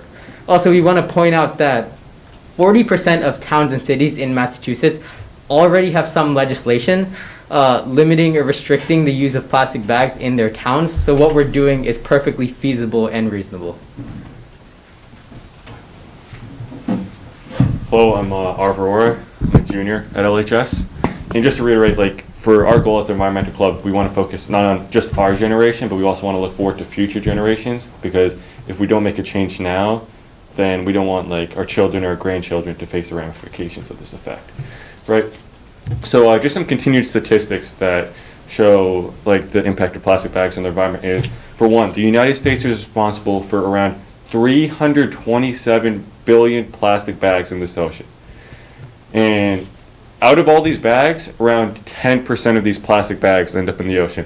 And you might think 10% doesn't sound like a significant number, but when you go to it, the plastic bags are toxic to many marine animals. Around 1 million seagulls each year in the United States are killed due to plastic bags, as well as around 100,000 marine animals, including turtles and other animals. Also, just for people to know, plastic bags are not biodegradable. It will take 1,000 years for a plastic bag to decompose. All right, so I'm Nikhil Pratapir, also a junior at LHS, and plastic bags are becoming a big problem since they're getting into our oceans and affecting our marine life. All right, and there are about 5.25 trillion pieces of plastic in the ocean, which makes for about 40% of the ocean surface. And sea creatures are mistaking it for food, and that ends up on our plates, so that's not good. All right.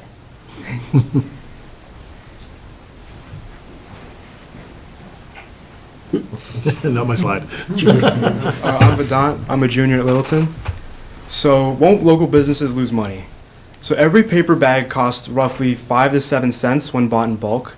This is more expensive than traditional plastic bags, but if people bring in reusable bags, then businesses won't have to bear the cost of bags. And if businesses do face problems because paper bags are too expensive, they can charge money per bag so that they can alleviate the costs.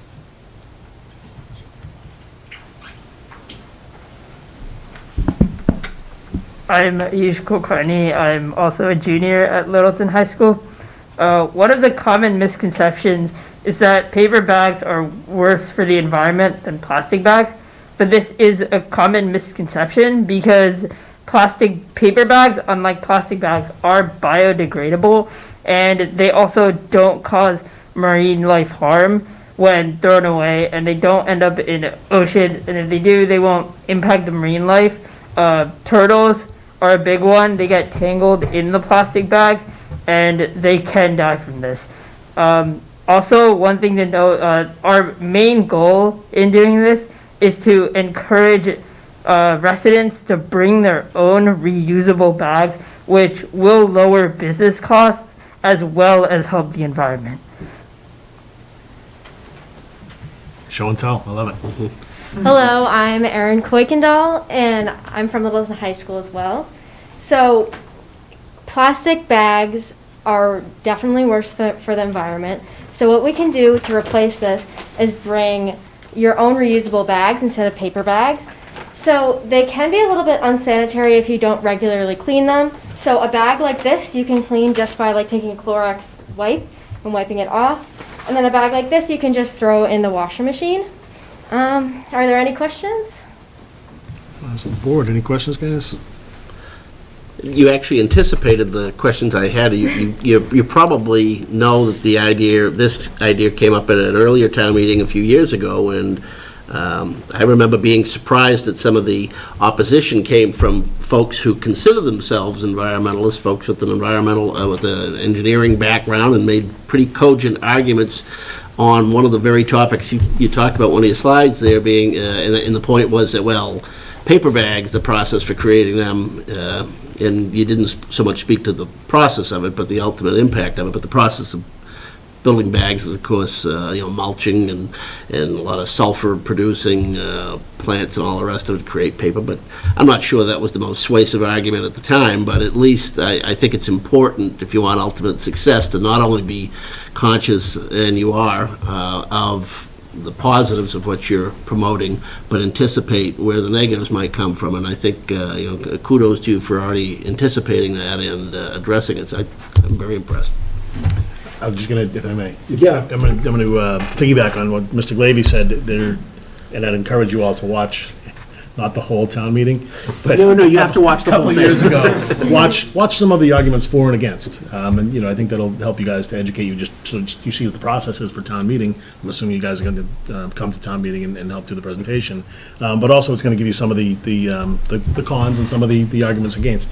But the other one relative to the bags was the transportation cost for bags. The hauling of a paper bag is, you can only get so many paper bags in the back of a tractor trailer, and it takes more fuel, and They're much heavier. Exactly. So there are a number of pros and cons, and that was deliberated at our last town meeting, and obviously it didn't pass last time. So I definitely wish you guys luck.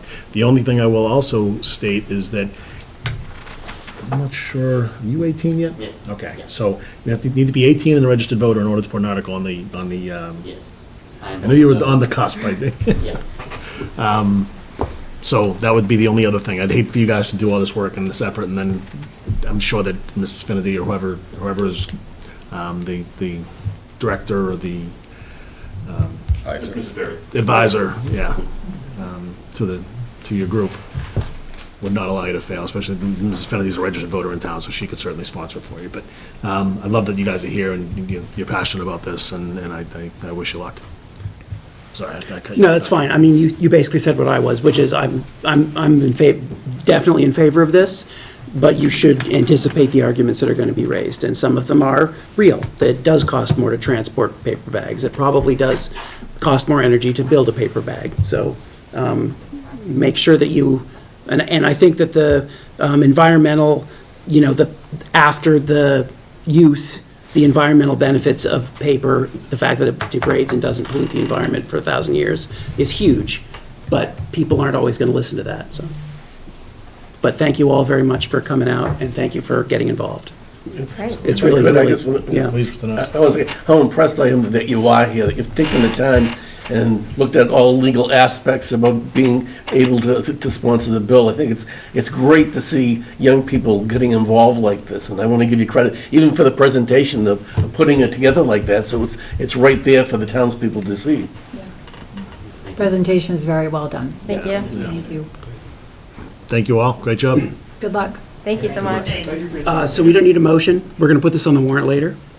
Once the article is presented. Okay. Yeah. The signatures have been certified by the town clerk today. She got them in, so it's on the warrant, but we'll add that to the next couple of meetings. Sounds good.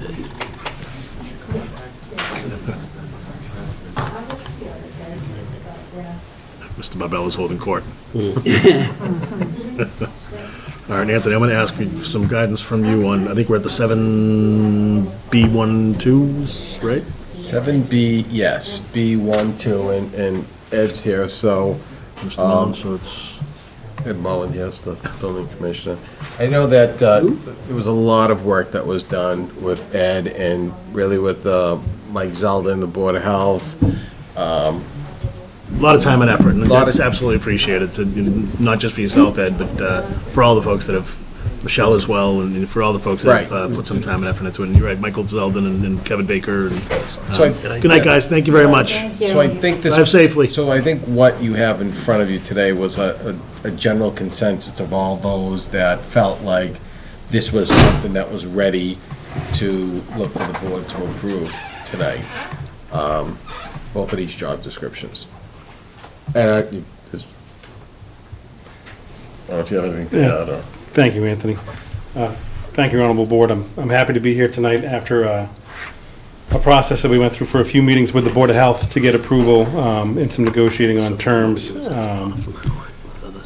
Originally, we had proposed a Board of Health agent, and through discussions and trying to create the position that would satisfy the Board of Health, we came up with the title of the position to be Public Health Coordinator. And through that, we had just drafted a job description. They went through it. They proposed some edits.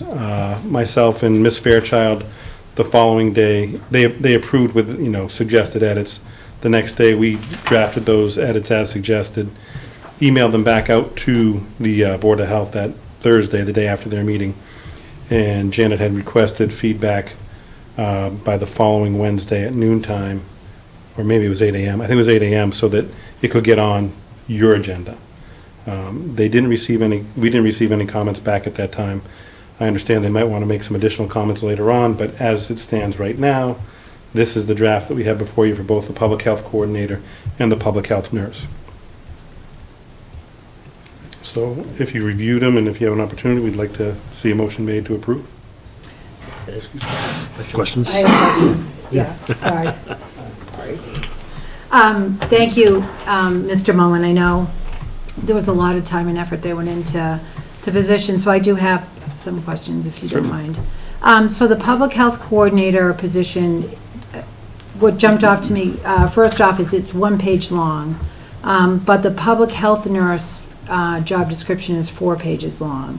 So it seems to me that there's certain areas in that description that might have been omitted, that are missing, just is specifically education, supervision received, supervision exercised, necessary knowledge, skills, and experience, physical demands.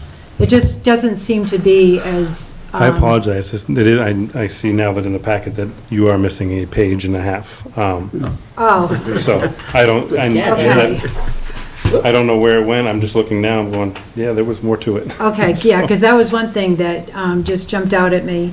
And the other thing that I just, so we don't have the proper form in front of us, but the proper version, so I don't...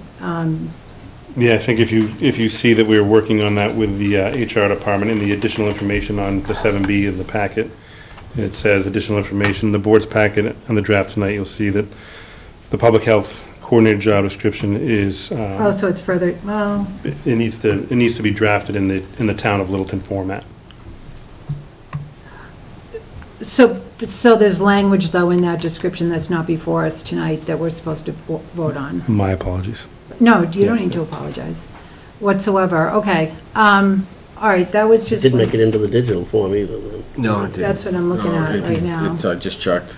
Okay, so that was one thing that I have no problem with, no questions whatsoever with the nurse, the public health nurse position. I wanted to, if you could just explain to me, what's the difference between the public health coordinator, a health agent, a health director? Sure. So, public health coordinator, in discussing it with members of the Board of Health, they felt it gave more, I don't know what the word is, more authority or more vibrance to the position. Public health agent is what we had gone with, in our original proposal at town meeting. And that the Board of Health felt like it didn't represent what they were looking for. They wanted something just under the health director, but more than a health agent. So we tried to create this position to meet that requirement that they were looking for. And the job duties were all the same, so it just came a matter of public health agent, we talked about public health director, that carried a little bit more, so the coordinator where it's not only doing the inspections, but can also offer the assistance if the Board of Health gathers, like we found ourselves in a pandemic, we needed to gather different information and put on the website, so they felt the coordinator could help do that as opposed to just a sanitarian or something, so, but all those job duty, it didn't matter, it was all the same. Job descriptions are Job essentially the description was same. exactly the same. Is this title used in other communities at all that you're aware of? Coordinator, or no? Well, that was going to be, so I got on the MMA website, I couldn't find this public health coordinator. Yeah, a lot of On times, that so I website. also went to MMA and I saw public health officer. Right. And that was also discussed with that, and. Some use director, some Right. they've just come up with different terms Right. for it. Okay, so I have a few more questions. if I Sure, but may. that, so just, so you know, on that one, that's what made the Board of Health comfortable, Okay. was this title.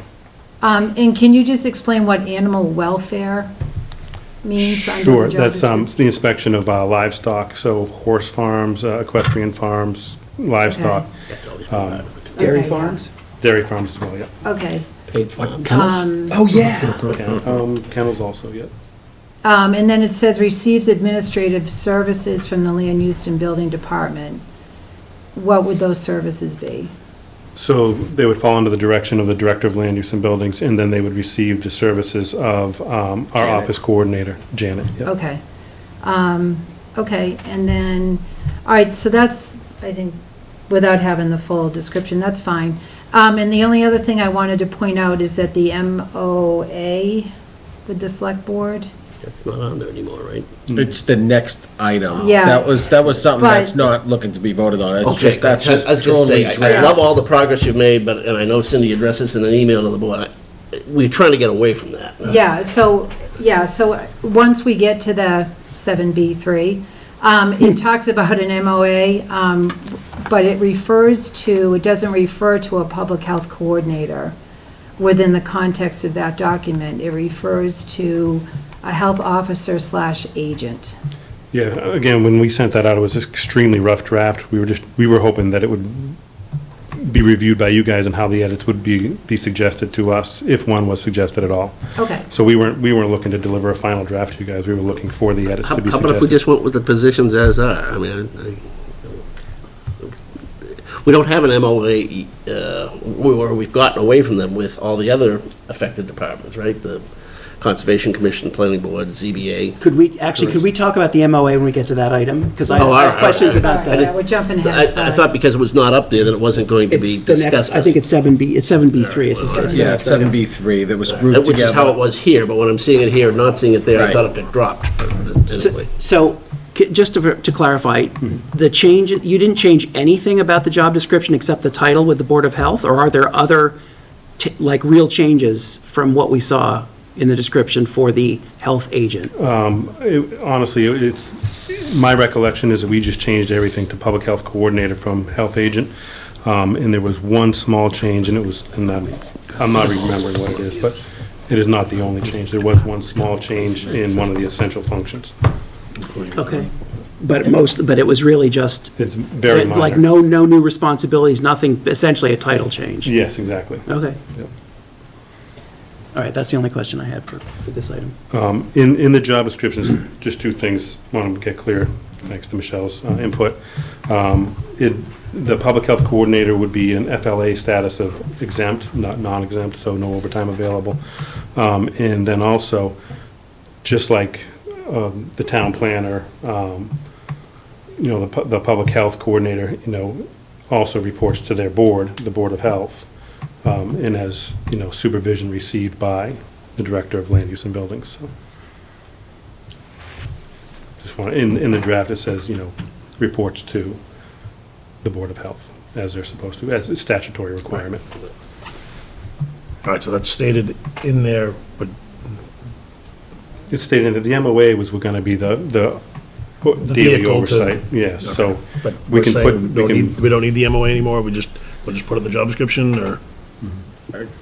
I think we should debate that, because there's Yeah. clearly several different opinions here about that. Right. At least two different opinions about that. Well, I'm interested to hear what's it, because, Well, and that's why I'm sorry. no, that's fine.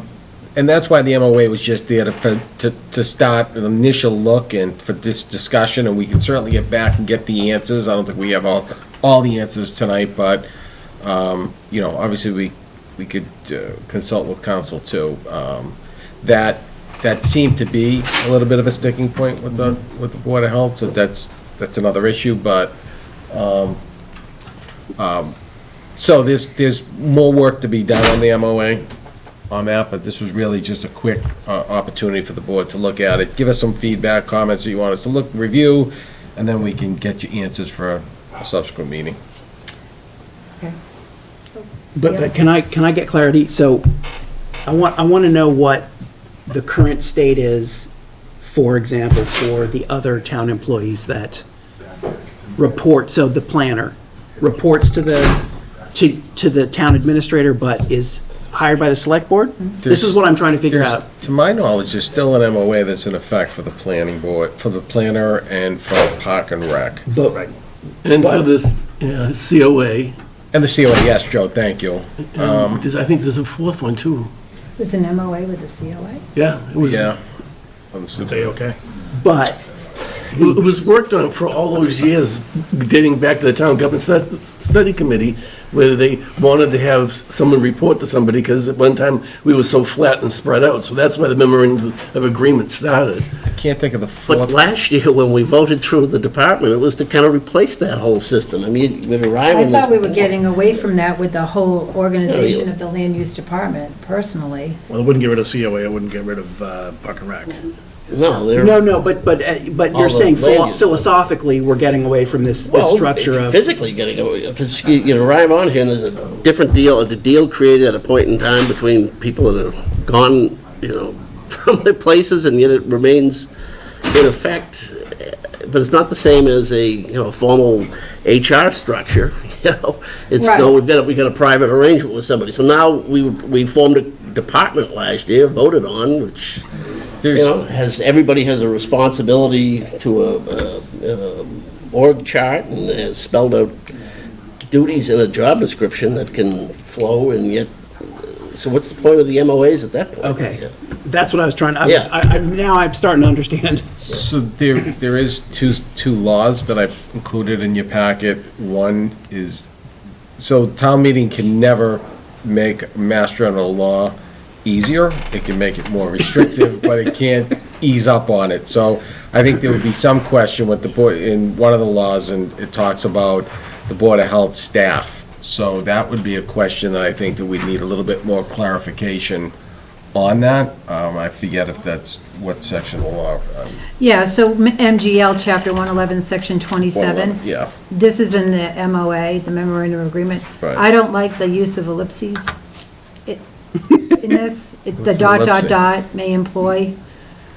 That was one of the things For that the jumped out MOA? at me. Yeah, it's like, My favorite punctuation. it doesn't give the whole. Well, I'm not even sure the council saw that, Cindy. I think that's something that in Myron worked Yeah, on. we, Yeah. haven't Maren and I done were this through town creating it council Yeah. to yet. get something No, in front of you and- guys. Okay, so. then that's fine. I said that, I'm like, yeah, I personally just don't think that that's proper. No, I don't think Tom would like that.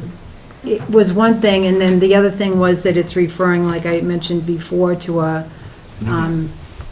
health agent, or it's not referring to the Executive session. the right title of the position, was something else that jumped out at me. If we're, are we on to, are we comfortable now talking about this? Yeah. And the other thing too was, it states that,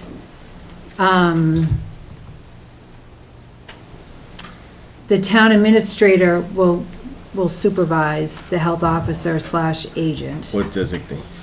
or designee.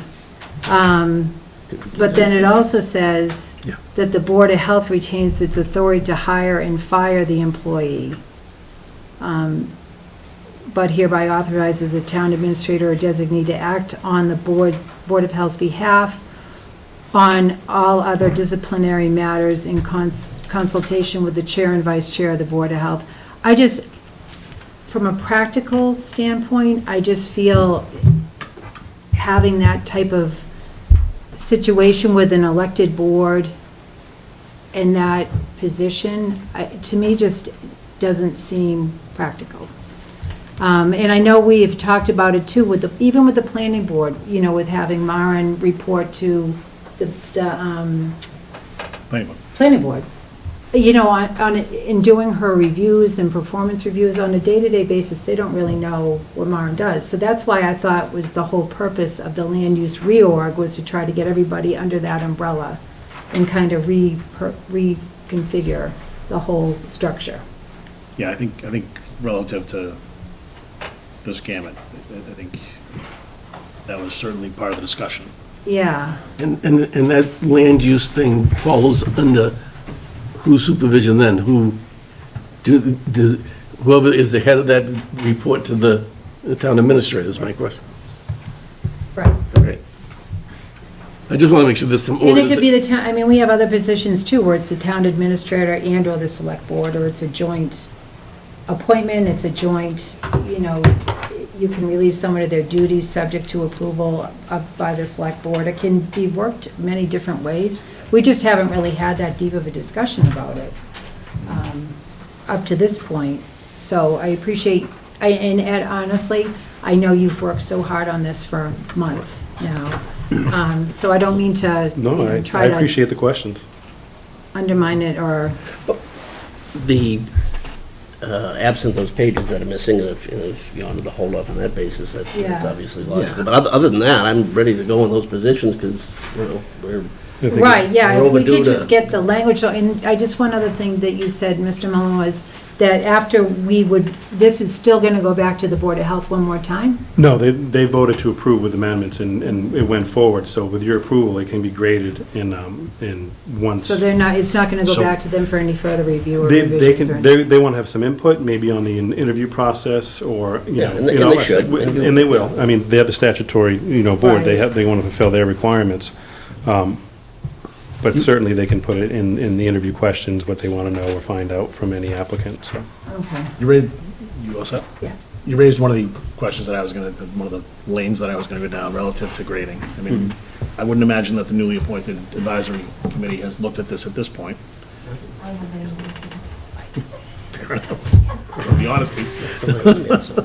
But as far as the grading is concerned, is that something, Michelle, that you would engage with the advisory committee to do the grading, or at least get some input from an advisory standpoint? So we would put the public health coordinator into the format that the other one is put into. Yep. And then when we bring it all to them to grade, with hopefully the rating system that the personnel board used, and past the rate positions, so we have some consistency. So if we can approve it tonight, that process can happen so that positions can get posted, so that we can put people in place? Correct. I would be grateful. Is there any dependency between approving these positions in the memorandum and whether or not it exists? No, we have time that we can Okay. work on the MOA. And there's no dependency on the budget, because we've already, these positions are not budget dependent. These are, To be honest, These Chuck, two- by the these two time positions. these go out and get graded, to really, I think we've experienced hiring, right?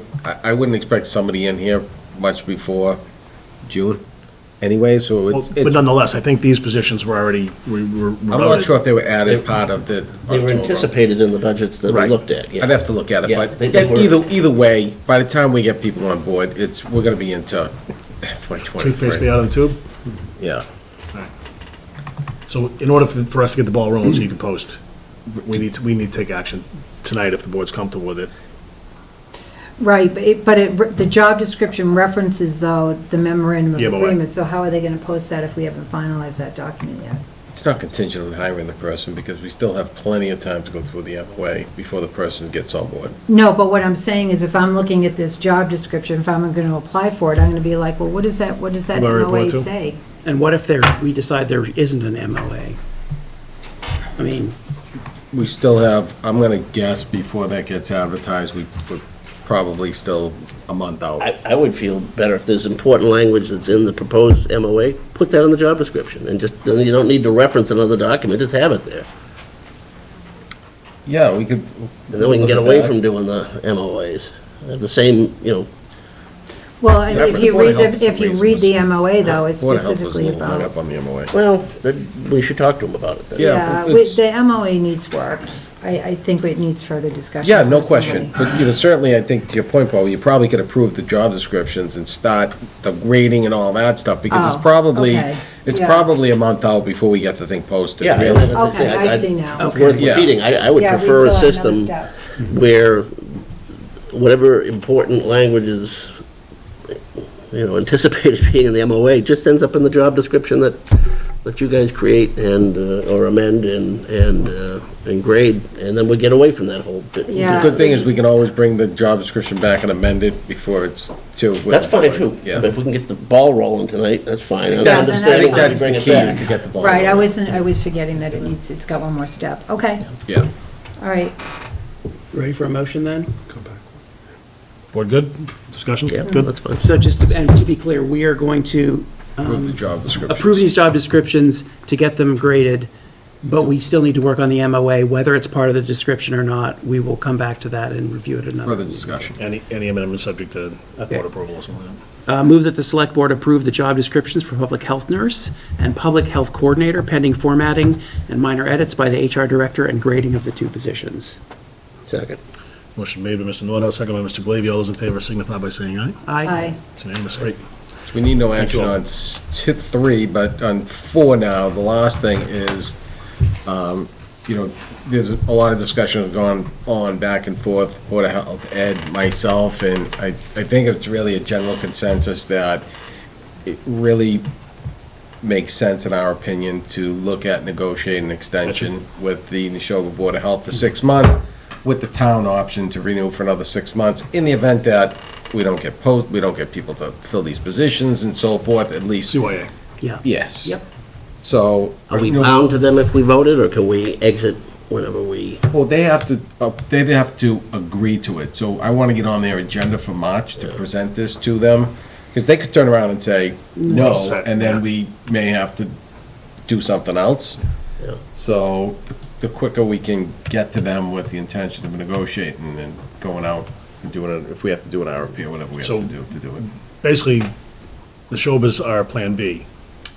And if they say no, we have to find Plan C, which is find some other agency And that'll cover. that's fine. My mind, that chip is sailed. I mean, the simple fact that they've never produced information they have about the permitting that they've done in the town of Littleton tells you that they really don't want to share that information with us. It's become quite evident. But I do think that we should at least Yeah, put I mean, that vehicle in place. it's the prudent thing to do. Right. I wish it didn't have to be 6 months, but it probably doesn't make any sense to do it in smaller increments. Right. We can take an opportunity to use them as a training tool, if we're going to pay them Sure. to help Transition. be a resource for that, for the folks that we end up hiring. Move that the select board vote to authorize the town administrator to negotiate a 6-month extension of health services with Neshoba Associated Boards of Health, with an option to extend an additional 6 months. Second. Motion made by Mr. Nordhaus, second by Ms. Napoli. All those in favor signify by saying aye. Aye. Unanimous, great. Thank you very much. All right, we've took care of Thank you Robinson. all very much. I really appreciate all your time on this. Thank you. We're lurching forward. Yeah, we're getting there. Thank you. Jerking, it's like trying to drive a Standard for the first time. All right, did we do Robinson? I'm just looking at, did we cover Did everything? Robinson, Yeah. we Yep. did, We got everything. We did minutes? yep, Yeah. we did everything. All right, And we're 1 minute ahead of schedule. just saying. Chuck did talk awfully fast at the beginning on purpose. I have 3 pages of member updates, but I'm not doing them tonight. So you win you got the under. I win the pool. the Told you, pool. don't put me in control of the clock if you don't want to lose the money. That's it. All right, no further matter. I think we have an opportunity to go into executive session. Okay, Did we get any background material on this? No, it's just not for executive session. Just the notice with the reason, right? The Yes. motion. okay. So I move that the select board vote pursuant to Mass General Law, Chapter 30A, Section 21A6, to consider the purchase, exchange, lease, or value of real property if the chair declares that an open meeting may have a detrimental effect on the negotiating position of the public body, and the select board will adjourn directly from executive session and not reconvene in open session. Second? Motion made by Mr. Nordhaus, second by Ms. Napoli. Going to executive session, so it'll be a roll call vote. Mr. Nordhaus. Board does declare, does the chair declare? does so declare. The board Matthew, declare. You're can you be welcome. honest? Yep. Mr. Nordhaus. Aye. I declare. Mr. Nordhaus. Aye. Mr. Glavy. Well, taking the chair at his word, I'll vote aye. Thank you. Ms. Napoli? Aye. And chair's in favor. Okay, great. Folks, thank you very much. Our next meeting is the 14th of March. No? We may ask. We may be meeting sooner than that. We may actually have some interviews Yeah, that need to be taken care of as. Next regularly scheduled meeting. regularly Next scheduled regularly meetings. scheduled meeting will be April 14th. Thank you very much for tuning in, and March 14th. March. Did you say May? keep an eye on your TV guide. Did you say April? I said something.